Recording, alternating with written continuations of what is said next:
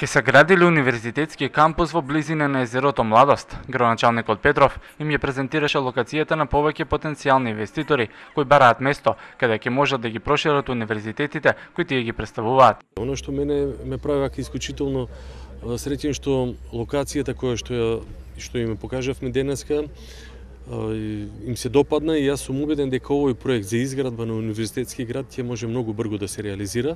Се работи за многу голем и амбициозен проект во кој што би биле вклучени повеќе универзитети од целиот свет, што значи дека Македонија, поточно Велес, оваа локација ќе биде средиште на еден таков образовен проект.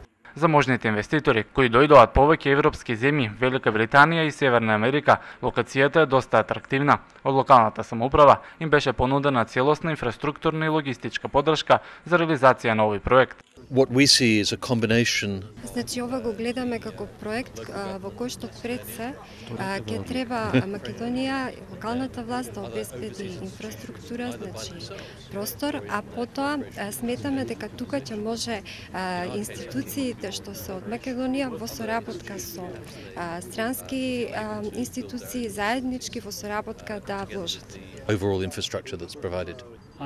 Сум бил на многу меѓународни локации каде што сум ги разгледувал можностите за развој и морам да кажам дека оваа локација има навистина добри изгледи и навистина едва очекувам да видам како ќе може овој проект да се изведе и да се исполнат нашите очекувања.